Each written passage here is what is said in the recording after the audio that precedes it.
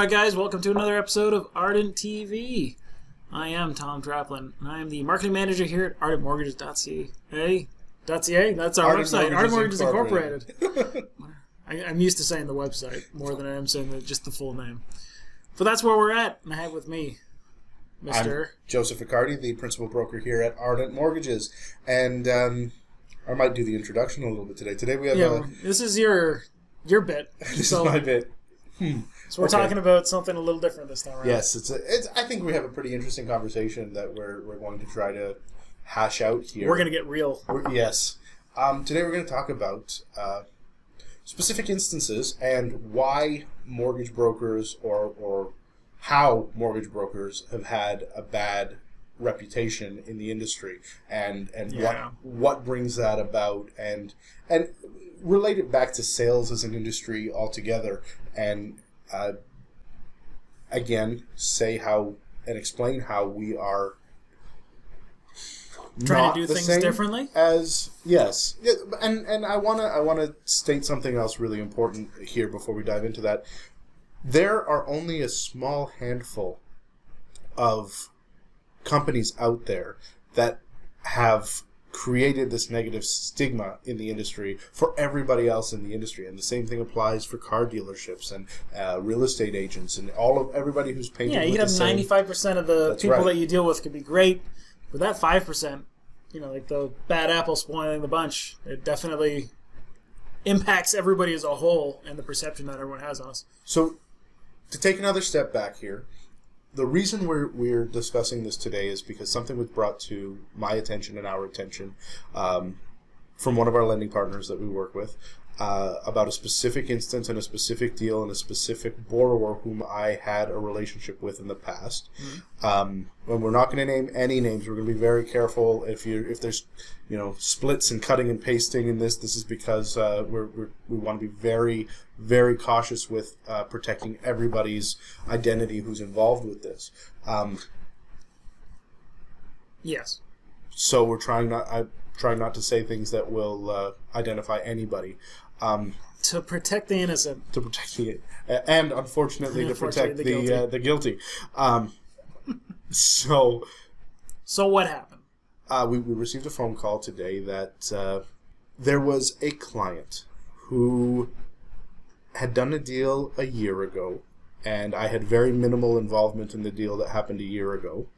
But I did have a conversation with this borrower and helped the deal finalize and close.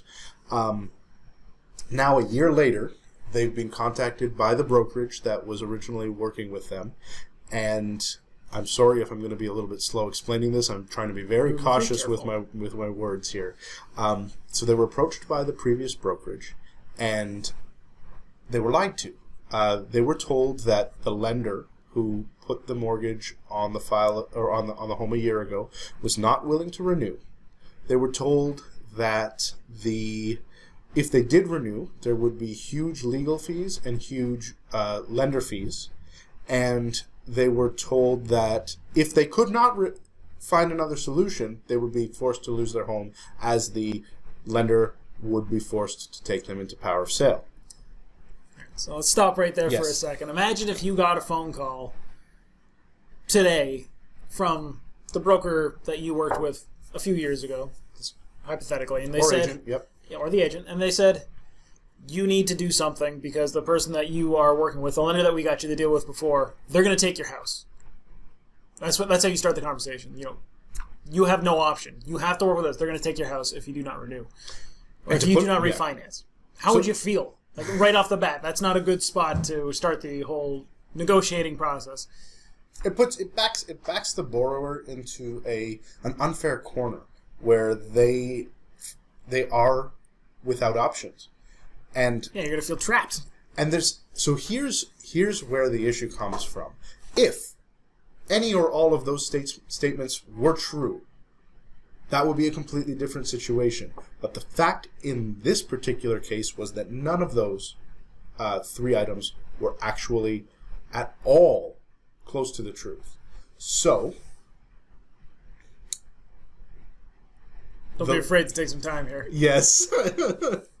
The lender, who we are very close with, knew that I was involved in the deal when it happened a year ago, and they reached out directly to the borrower today and were shocked to hear that they were told those three things.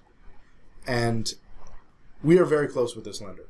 So when they found out, my name was brought up in the conversation. It sounds to me like the borrower was looking to speak with me, and the company that, again, I'm very cautious here, the company that they were speaking with, the brokerage. Let's pause for a second. Yes.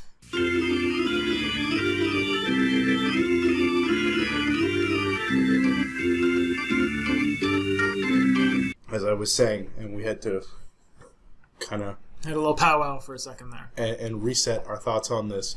The lender approached me because they had a conversation directly with the borrower, and when they had a conversation with the borrower, they found out that these three lies had occurred, and they knew that because, being the lender, they knew they weren't going to. Yeah, they had no intention of going power sale. Yeah, they did not want to do power sale. They weren't going to charge any fees. All that. The resolution was made on the spot there with the borrower, where the lender said, if that's the case, we will circumvent the lender or the brokerage involved altogether, and we will just renew you on your own, and we'll circumvent everything, and we'll renew you. No legal fee, no renewal fee, nothing. Just we'll renew your mortgage for one more year, and we'll reassess this in a year from now. And that's where they left it off. Yeah. So, and that's where we'll leave it for that. Yeah, that seems fine. So that is one of the examples that a lot of people have in their mind, right? They think that if you go and talk to a broker, that you're going to get one side of the story, and it's going to be the broker side of the story. And it happens. They're going to tell you whatever they need to tell you to get you to do the deal. And that's the used car salesman approach to this. Yeah. And that's the problem with not honestly and accurately representing yourself, your lenders, and everybody involved. If you are making these kind of statements, and this is where I come back to the borrower and say, it's absolutely the brokerage's responsibility to be honest with you. That's the first rule about doing any sort of transactions with this. Yeah. With that in mind, it's always a good idea to fact check everything, because if someone lies to you, it is much easier to believe their lie than to go out and do your own research. And here's what happened in this situation. The brokerage wanted to make a penny off of this deal. And several, actually. Many pennies. Thousand. Several hundred thousand. Yeah. So they wanted to make money off of this deal, and they said whatever they had to do to make money from this poor... and to be fair, this wasn't necessarily the brokerage as a whole. This could have been that's true. An individual and I don't actor yes, that and I don't was mean, doing this. Yes, that's 100% right. Thank you. But what happened? What was the result? Well, the result was they lost everything altogether, and the client forever. Yeah, the client is there's no way they're working with them again. We received an email from this client, and we're going to be assisting them with doing the deal with the lender, and we're not charging anything for them. They're just doing a full renewal through the lender. But the borrower got back to us and the lender directly and said, what did they say? We are never working with them again, with that company again. And it wasn't, even if it was just the one agent or an employee of the company or the brokerage itself or whatever, the whole company is now painted with that brush, which is very important, because in the long run, this is always the wrong thing to do, not properly assist the client with what is best for the client. And I strongly believe that what this scenario was that we should plug that in. One second. The brokerage, in this case here, was not looking out for the best interest of the borrower at all, whatsoever. And the excuses and lies that they presented to the borrower to mislead them to the conclusion that they wanted them to come to was wrong, and there should be...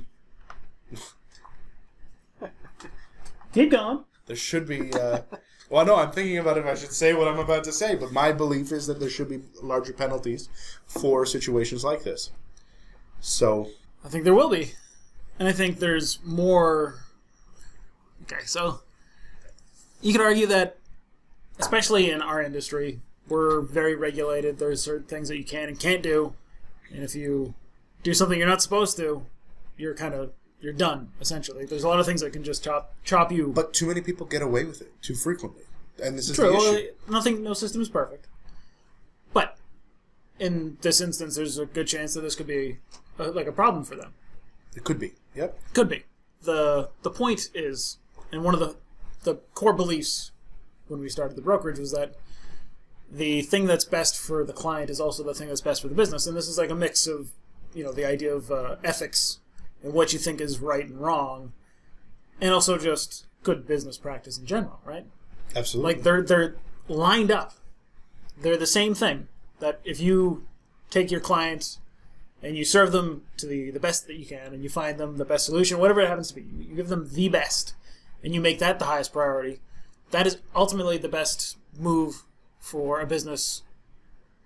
Always. In the long run. Always. In the long run. And we were going to have a debate about the idea of like short-term versus long-term success. And like in this situation with this client, if the deception wasn't caught, if all those three things that they told the client weren't caught, if the client never reached out directly to the lender, yeah, and that's how simple it is. If that's what it was, that's how simple it is in this case. If they didn't do that, and they didn't find out the truth, and they just took the agent at their word, the deal would have been done.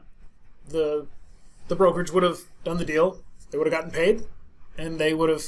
That seems like a good short-term decision, right?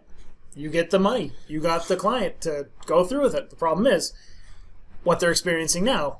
Even if the client found out years down the road, and this is something that we talked about with a lot of the people when we were originally setting up, is that... when we were hiring on our end, yes. Yes. Well, not just that, just the lenders as well, That's right? true, yes. Is that a lot of brokers consider this business transactional. And I was just going there, and right? I was waiting waiting for you to finish so I could go there. But okay, yes, go for it. That's exactly right. Everybody treats everybody treats the clients, the people, as transactions. And that's absurd because... well, for every reason you can think of. But if that's the way that you want to run your business, then you should sell widgets. Because then it's a transactional-based occurrence. You're not dealing with real people, real lives, and their biggest asset and investment, and their biggest debt. That's not the way to treat those things. And if you can't appreciate and respect that for them, then you shouldn't be doing this in this industry. Yes. You definitely need to have your client's best interest at heart. And if you don't, you're in the wrong business.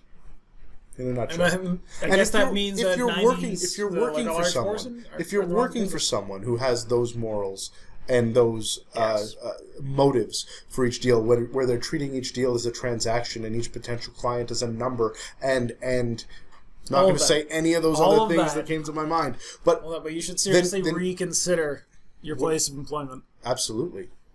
Well, you got to ask yourself, like, what do you want to be a part of? And you've got to be thinking long-term as well. If you want to think short-term and transactional, then you stay where you are, because eventually every company that behaves that way will get caught and will get shut down.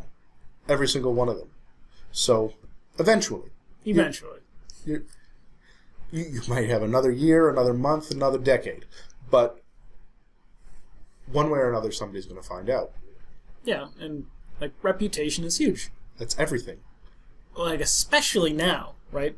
20 years ago, the flow of information wasn't nearly as fast or as frictionless as it is now, right? With the internet and review sites like, Yelp and Google and all the other places, at Facebook, all the other areas that you can find out what a business is about. What you're going to find is people talking about their reputation. And if somebody has a bad experience, they're going to probably tell somebody about it. And that's going to accumulate to the point where no one's going to work with you anymore. So it's really easy. Like, it takes... I like quoting people, but I hate it when name. Yeah, until you change your business name. I really like quoting people, but I always forget what the person's name is, unless it's like really common. Let's see if I can get it. I'm terrible with names. But the quote is basically, it'll take you 10 years to build a reputation. It'll take you 10 seconds to ruin it. Yep. Right? I don't know who said it. I don't know who said that. It's a really great line, and it's true. It takes a long time to build up that trust. And, to have somebody confidently believe in you and care about you, and like all of those good things, right? And it doesn't take long for you to completely betray that and lose all of that trust and confidence. And if that's how your business is set up, you're burning bridges all the time. And this is part of the problem, is that it's a tiny number of bad actors that generally ruin the perception for the whole group. That's the big trouble with this, and it's the same in almost every sales-based industry. It's unfortunate because we're all painted with the same brush. Well, selling itself has a bad name too, though. That's the whole thing. And it's got a bad name for situations like this. The person was trying to. It's a bit of a blend because we don't know for sure the intention of the person involved in this. We can't assume what we can't. But it definitely appears as though the salesperson involved in this was implementing sales tactics that were pressure tactics, very specifically. For sure, but there's a difference between pressure tactic and lie. Well, yes, right? Dishonest pressure tactics. Yes, exactly. There's a reason why sales has a bad name as well. Just in general, people do not like being sold, or at least they believe they don't like being sold, which is not true. They actually love being sold. They hate being pressured. Mm-hmm. And this person was pressuring the other person on the line, the client, to do something that they did not want to do, and it was not in their best interest. But they were doing it in a completely dishonest, disingenuous way. It would be a very different thing if they were actually in the situation the person described, right?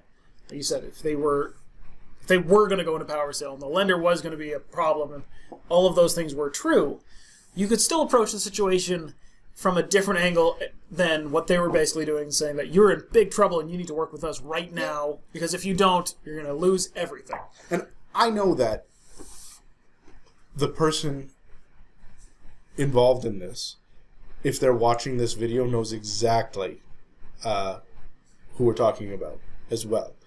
I know that. Yep. Maybe I shouldn't say this part, and maybe we'll cut this out, or maybe not. I'll leave that up to you, Tom. We'll see. But there's an opportunity for you to fix your ways here too, because you're going down a slippery slope if you continue with those sales tactics, and you should fix it. Is that a fair thing for me to say? I think so. Okay. Well, ultimately, it's about personal responsibility and how you want to operate your life and the way that you want to approach people. You as an individual are better than that, so don't resort to those sales tactics. If you have a target in mind for your gross revenue for the year, achieve it properly and ethically, because you can do that too. Honorably. Honorably is the best way to put it. In this case here, the lender has a reputation that they need to maintain. Yeah. And they're a lender that you work with. Why are you bad-mouthing them?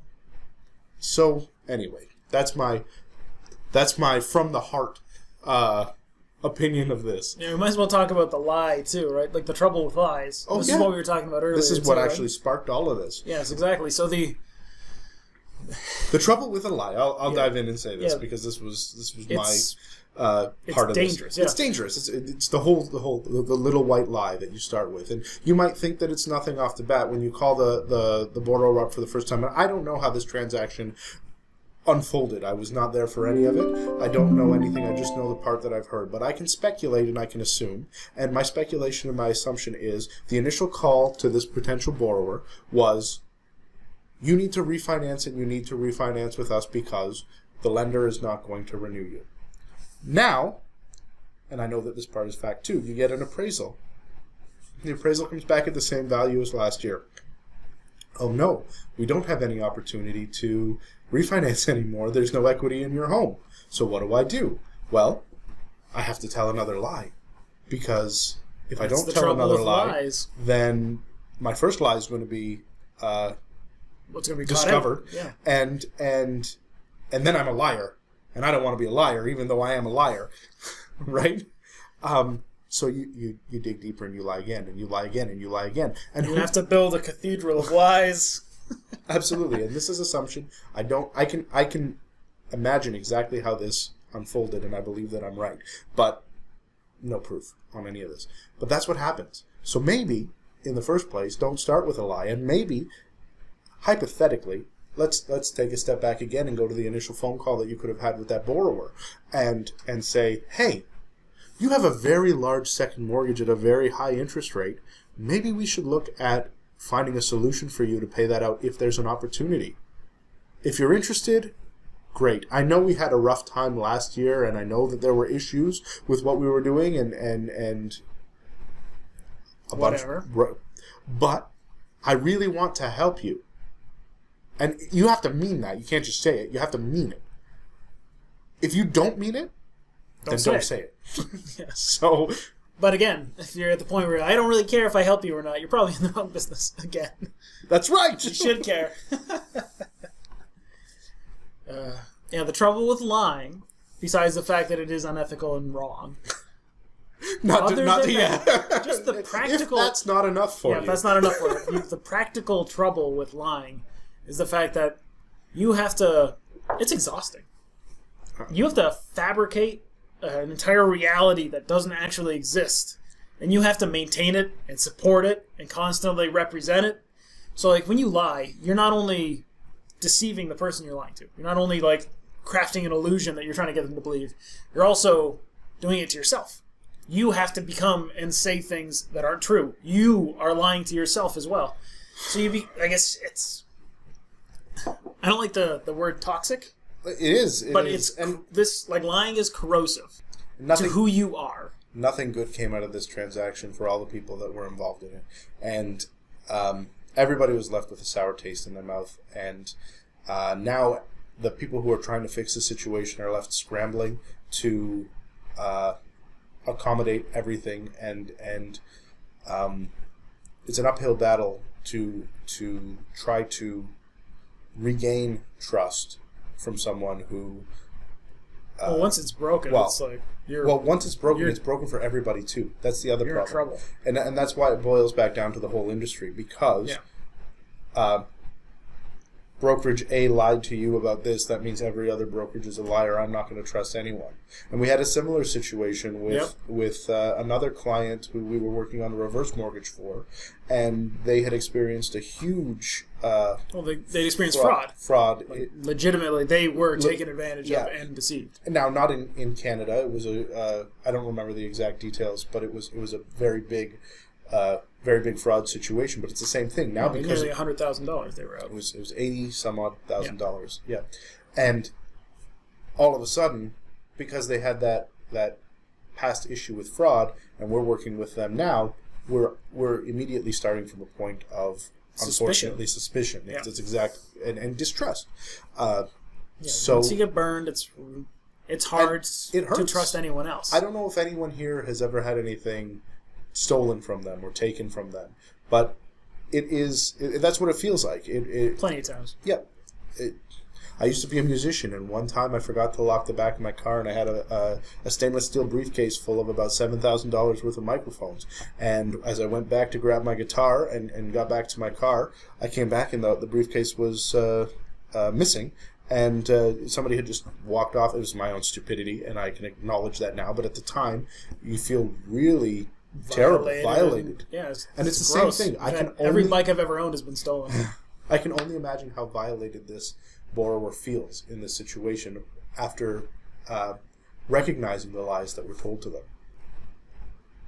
And that's maybe where we should end this. Yeah, that sounds good. Yeah. If you guys like this kind of thing, this is a slightly different kind of video. This is a little more... This is more a little backroom talk. This is what we talk about when the camera's not on. In a way, right? So this is a little bit different. Yeah. But if you guys have any questions, comments, if you like this kind of content, let us know. Because we like doing it. I think this is it's a different and more interesting thing than potentially talking about, how is it a good investment to buy a house when you pay almost double, which is on the board behind us right now for this one. Yeah.